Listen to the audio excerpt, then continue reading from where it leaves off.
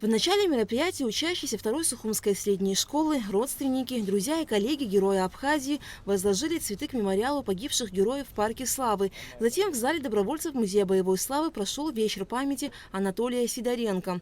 Анатолий Анисимович с первых дней войны был в рядах ополчения, сражался в качестве командира боевого подразделения из числа добровольцев, был активным участником операции по освобождению Сухума. Затем назначен заместителем военного коменданта столицы, принимал участие в организации работы военной комендатуры. Сохраняя самообладание, в экстремальных ситуациях действовала решительно и отважно. Анатолий Сидоренко погиб 10 ноября 1993 года при исполнении служебных обязанностей, накрыв собой брошенную преступником гранату.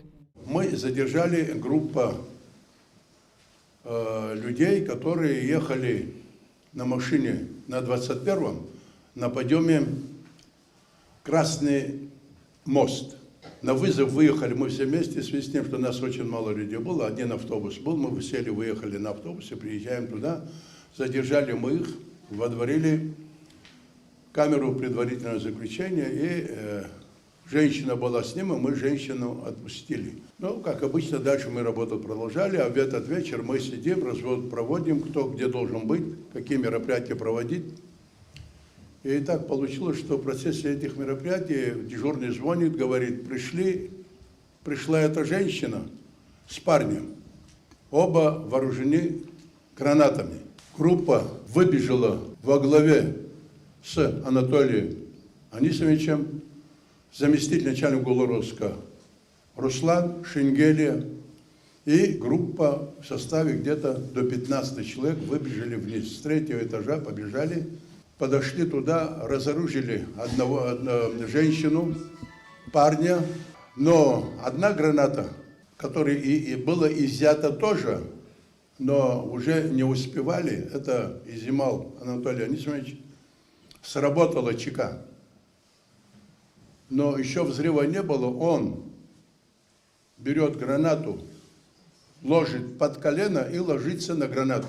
Если бы Анатолий Анисимович не поступил бы по-геройски, не поступил бы или попытался бы сохранить свою жизнь, считайте, что человек 25-30 были бы убиты и ранены. В тот злосчастный вечер, благодаря мужеству и героизму Анатолия Сидоренко, были спасены жизни его коллег. 9 человек были ранены, но, увы, от полученных ран к утру скончался сослуживец Анатолия Руслан Шенгелия. На вечере памяти героя Абхазии добровольцы из Краснодара отмечали, что Сидоренко был истинным патриотом и человеком с большой буквы. Анатолий Анисимович был настоящим человеком с большой буквы. Только такой мог пойти.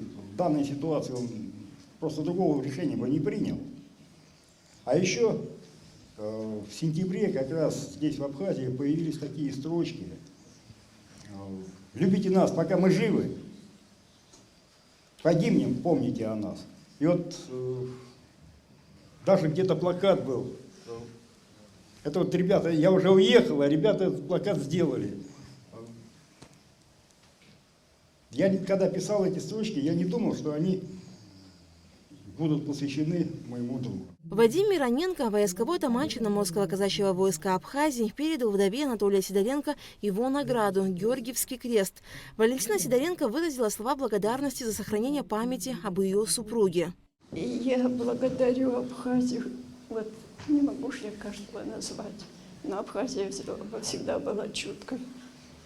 Я никогда никого ни о чем не просила и всегда все предлагала Абхазии. Ребята, берегите свою страну, берегите весь мир. И пусть у нас хватит на это и сил, и ума, и возможностей.